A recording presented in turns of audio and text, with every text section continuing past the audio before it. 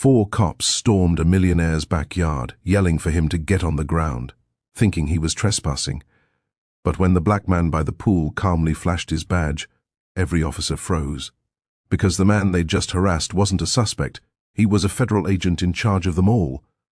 On a reclining chair beside the shimmering blue water, Marcus Reed turned a page of his book, a biography of Malcolm X, and took a slow sip from his glass of iced tea. He was finally home after 6 straight weeks of overseas work.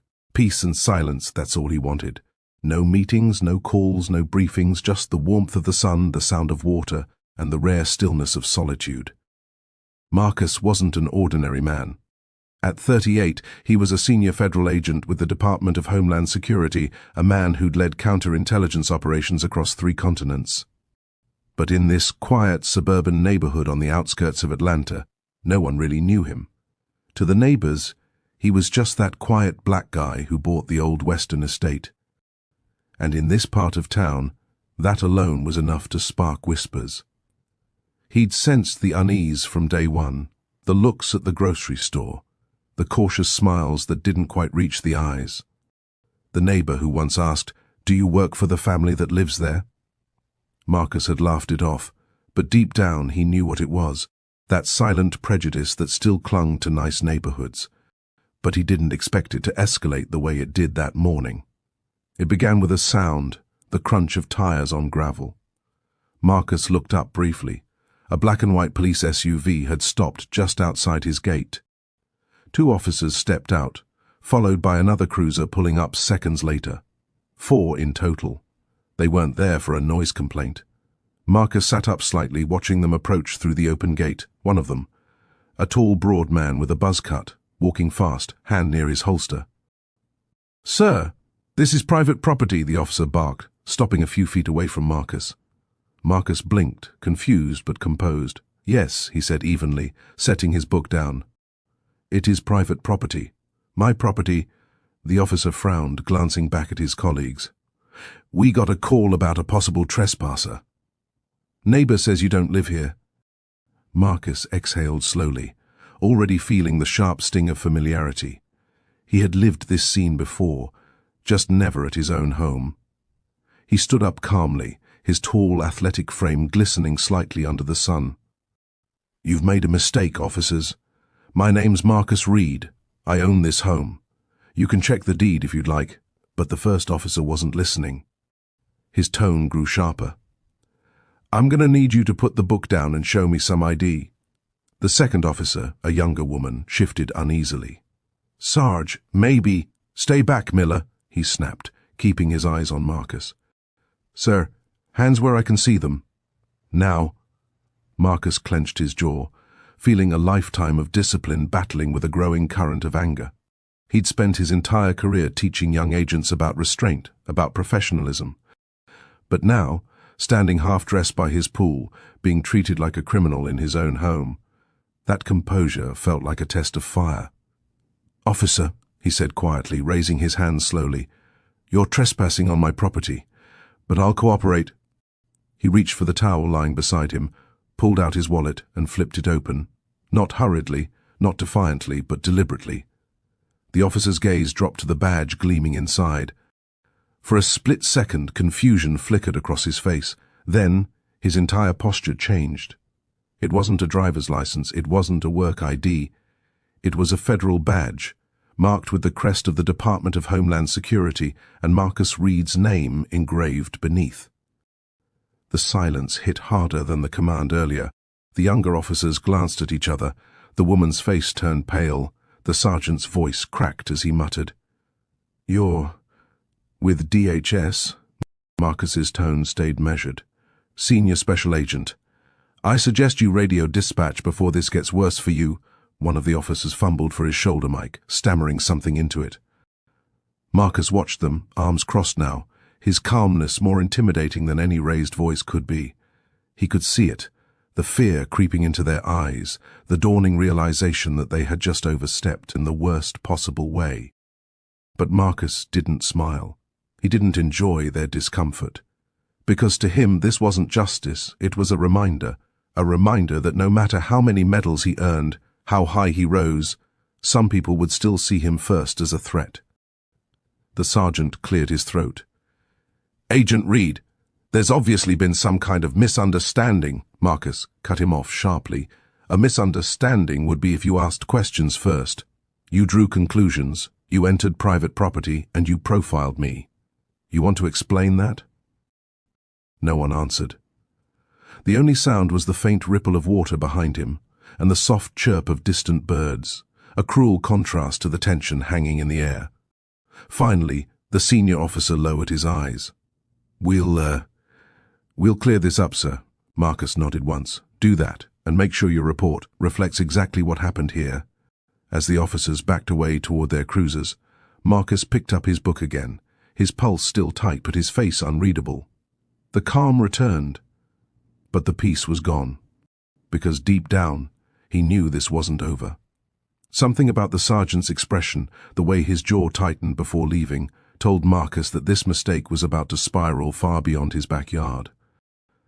Marcus Reed sat at his kitchen counter later that afternoon, a steaming mug of coffee untouched before him. His mind replayed the scene by the pool, the shouting, the humiliation, the trembling voices when they saw his badge. He wasn't angry anymore, not in the loud way. It was the quiet kind, the kind that sits deep in your chest and refuses to leave. He'd handled confrontation all his life, from tense border operations to undercover missions in hostile nations. But this was different. This was home, the place meant to be safe. Marcus turned on his laptop and began typing up his own account. Time-stamped, detailed, factual. Years of federal training made him methodical. He described every action, every word the officers said, every moment of escalation before the badge came out. He saved the document, encrypted it, and sent a copy to his superior, Deputy Director Evelyn Hart, a woman who'd mentored him for nearly a decade. He didn't expect a reply immediately, but Evelyn didn't make him wait. 10 minutes later, his phone buzzed. Her voice came through calm but sharp. "Marcus, I just read your report. Are you okay?" "I'm fine," he said flatly, just embarrassed and angry. "They stormed my property like I was a suspect." Evelyn exhaled slowly. "Do you know which department they were from?" "Milton County PD, 4 of them. Sergeant's name was Royce Denton." Her tone hardened. "Denton? He's already on record for a profiling complaint 2 years ago." "I'll handle this." Marcus leaned back, staring through the glass wall at the pool glinting under the late sun. "Evelyn, don't pull rank yet. Let's see how they file it first. I want to know how deep this goes." She paused. "You're thinking this wasn't random?" "I'm thinking someone called it in deliberately." Evelyn was silent for a long second. Then quietly, "Be careful, Marcus, and document everything." When the call ended, Marcus scrolled through his security app. The cameras around his property had recorded everything, from the officers walking into their retreat. The footage was crystal clear. He downloaded it, backed it up to a secure drive and sighed. Evidence secured. But what came next would surprise even him. 2 hours later, a black SUV pulled into his driveway. Unmarked, tinted windows, government plates. Marcus stepped outside, expecting a DHS liaison. Instead, it was a man in civilian clothes with a police badge clipped to his belt. "Agent Reed?" the man asked, extending a hand. "Detective Lawson, Internal Affairs, Milton County PD. Mind if I come in?" Marcus nodded cautiously. That was fast. Lawson gave a small, tight smile. "Let's just say word travels quickly when a DHS badge shuts down a local patrol call." Inside, Lawson sat across from Marcus, flipping open a small notepad. "I've reviewed the preliminary report from Sergeant Denton. It's messy." Marcus folded his arms. "Messy how?" Lawson read aloud. "Subject was uncooperative, refused identification until threatened with detainment, only later produced questionable credentials claiming federal affiliation." Marcus's eyes narrowed. "Questionable credentials?" Lawson nodded grimly. "He's implying your badge might have been fake." For the first time all day, Marcus laughed, a cold, disbelieving sound. "He's digging his own grave." Lawson's expression didn't change. "He doesn't realize who you are yet, but once your name's verified through federal channels, this entire department will go into lockdown." Marcus stared at him, the edge in his voice unmistakable. I don't want lockdowns. I want accountability. Lawson nodded slowly. And you'll have it. But fair warning, Denton has friends in the department. This will get political. That night, Marcus couldn't sleep. He walked out to the pool, the moon reflecting off the still water. The same place where, just hours earlier, he'd been treated like an intruder. Now it looked different, colder, heavier. He pulled out his phone and played back the security footage again, frame by frame. He saw the aggression, the tone, the fear when the badge appeared. But he also noticed something else. A neighbor standing far off behind the hedge, holding a phone, filming. Marcus zoomed in, enhanced the still. It was clear enough someone had recorded the entire altercation. By the next morning, that recording had surfaced online, a 30-second clip, posted anonymously, showing 4 police officers confronting a shirtless black man by a pool. The caption read, "Rich guy or not, he still gets treated like a suspect." Within hours, the video spread across social media. Local news outlets picked it up. Then national ones. By noon, Marcus's phone wouldn't stop buzzing. DHS communications, news requests, even calls from civil rights organizations. His name hadn't been released yet, but people were demanding to know who the man was. Meanwhile, over at the Milton County Police Department, chaos erupted. The chief's office was flooded with calls. Internal Affairs launched an immediate inquiry. And Sergeant Denton, the man who'd barked commands at Marcus, was summoned for questioning. But Denton wasn't remorseful. Behind closed doors, he seethed. "He's making me look bad. He baited us, that's what he did." Lawson kept his tone measured. "You profiled a federal agent on his own property." Denton leaned forward, eyes blazing. "I don't care who he is. He looked out of place. What was I supposed to think?" Lawson's answer was cold. "You were supposed to think before you acted." Outside, the world watched as the story caught fire. Hashtags trended. Reporters camped outside the gated community. And Marcus? He stayed silent, for now. Because he knew when to strike. He wasn't just a victim, he was a strategist. And when he finally spoke, it wouldn't be to clear his name. It would be to change the game entirely. By sunrise, the neighborhood looked nothing like the calm suburban escape Marcus had bought into. News vans lined the street. Reporters crowded outside the tall black gate, microphones ready, whispering theories into live feeds. The story had exploded overnight. The video, now viewed over 5 million times, had turned into a nationwide flashpoint about race, power, and law enforcement. But the world still didn't know the full truth. The man by the pool hadn't been identified yet. Inside the mansion, Marcus stood before a full-length window, his reflection framed by the dawn light. He wasn't just watching the chaos outside, he was calculating. Years of federal work had made him strategic by instinct. He knew how the narrative would twist if he didn't take control soon. His phone buzzed. It was Evelyn Hart again, the deputy director. "Marcus, it's out of control," she said immediately. "Media's demanding a statement. The department's spinning their side already, claiming you provoked them." Marcus gave a low, humorless chuckle. "Provoked them? By reading a book?" Evelyn sighed. "They're desperate. The chief's under fire. I got calls from the governor's office. Marcus, this isn't just a racial scandal now, it's political." He turned from the window, his tone calm but edged with conviction. "Then we'll handle it publicly. I'll speak, but not as the victim they expect." "Meaning?" "I'm not going to talk about being a black man who was profiled. I'm going to talk about being a federal officer who was disrespected by people sworn to uphold the same Constitution I protect." There was a long silence on the line. Then Evelyn's quiet reply, "Make it count." An hour later, Marcus shaved, dressed sharply in a dark suit, and clipped his DHS badge to his belt, visible, deliberate. The air outside buzzed with tension as he opened his gate and stepped into the sea of cameras. The crowd erupted instantly, flashes, microphones, overlapping questions. "Mr. Reed, were you the man in the video? Did you file a complaint against the officers? Are you planning to sue the department?" Marcus raised his hand slightly. Silence fell almost at once. Something in his composure commanded attention. The way he stood, the way his eyes stayed steady, not angry but impossibly calm. "My name is Marcus Reed," he began. "I am a senior special agent with the Department of Homeland Security. Yes, I am the man in the video." The words hit the crowd like a spark to dry grass. Reporters leaned forward. Cameras zoomed in. Marcus continued, his voice firm but even. I was in my backyard, reading. On my property, 4 police officers entered without a warrant, without probable cause based on a neighbor's call. They assumed I didn't belong because of how I looked, until they saw this. He held up his badge, gleaming in the sunlight. A badge I've carried for 15 years, one earned through service, not suspicion.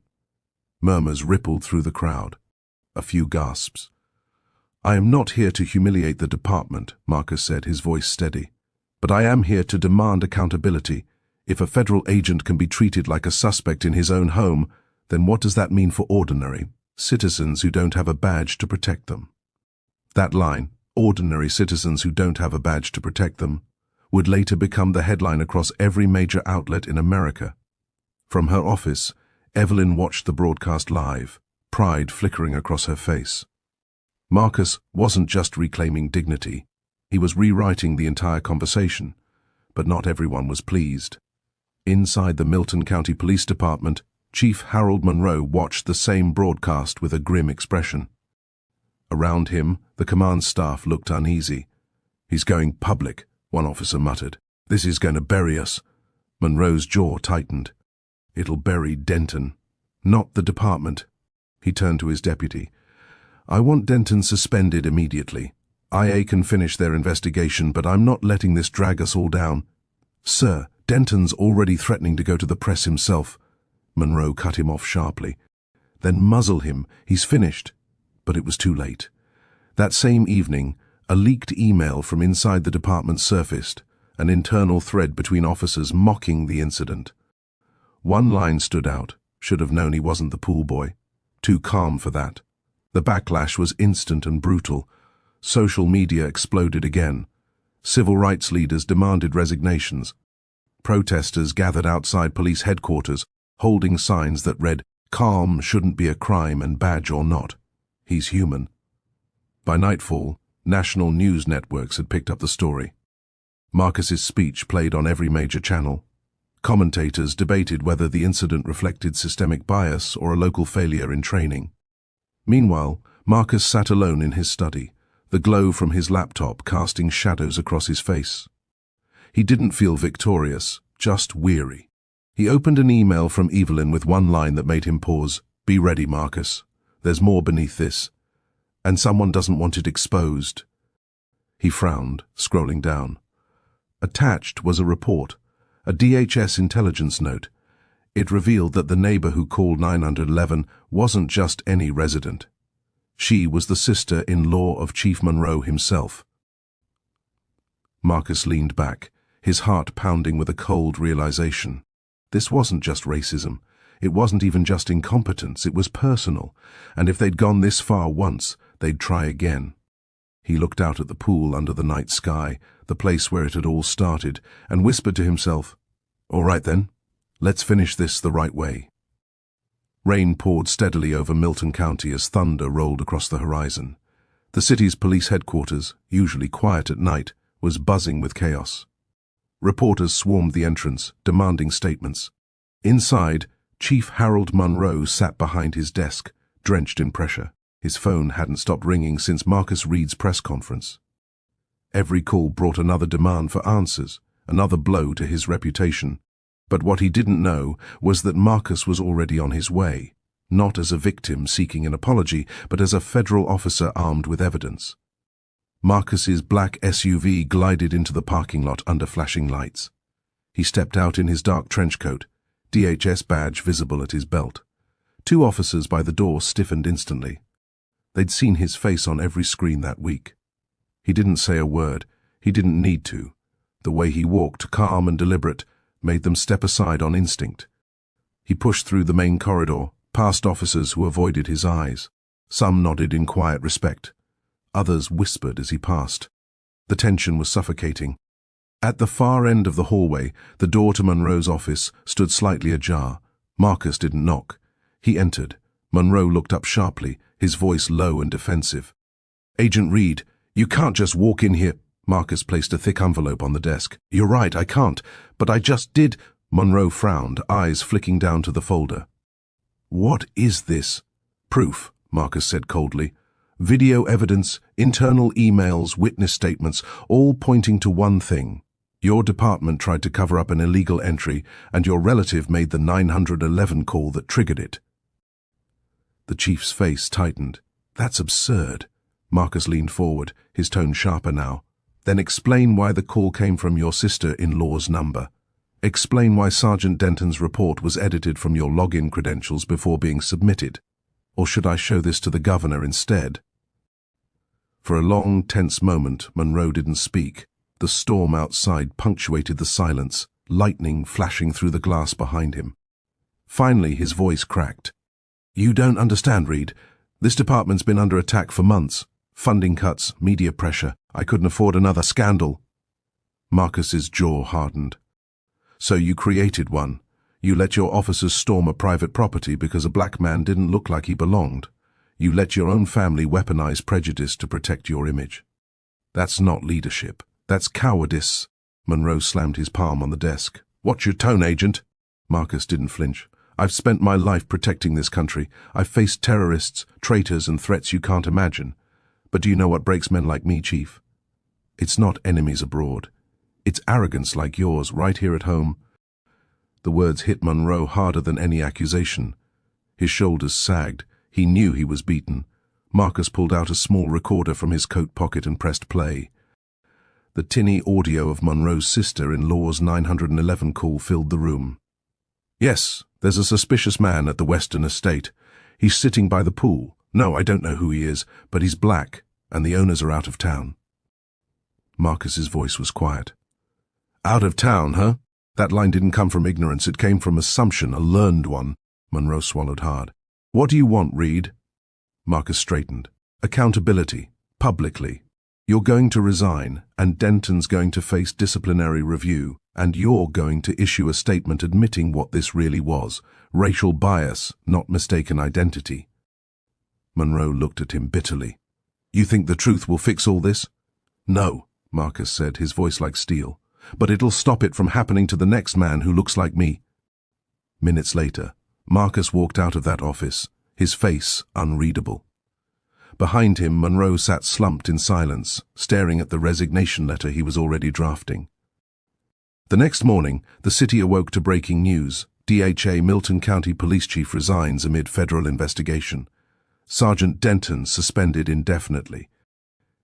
And beside those headlines, one picture stood out. Marcus standing at the same pool where it all began, calm and dignified, holding a press briefing with federal agents behind him. "I didn't go public for revenge," he said into the microphones. "I did it for every black man, woman, and child who's ever been told they don't belong, even when they've worked twice as hard to earn their place. Justice isn't about punishment, it's about recognition." His voice was steady but full of emotion. "If a man with a federal badge can be treated like a trespasser in his own home, then we still have a long way to go. But let this day mark a start, not of outrage, but of change." Reporters stood silent. Some even lowered their cameras, because they knew this wasn't just a statement, it was history being made in real time. That evening, as the sun dipped low, Marcus sat by the pool again, the same book beside him, the same still water reflecting the sky. Only now, the silence felt different. It wasn't the uneasy calm of being watched. It was peace, earned, not given. Evelyn called once more, her tone lighter. "You did it, Marcus. The Bureau's proud." He smiled faintly. "I didn't do it for them, Evelyn. I did it for the next generation. Maybe one day they won't need a badge to be treated with respect." As the call ended, Marcus leaned back, closing his eyes to the fading light. The ripples of his stand had already spread far beyond that pool, into headlines, hearts, and history itself. Because sometimes, justice doesn't come with a siren. Sometimes it walks in quietly and never leaves.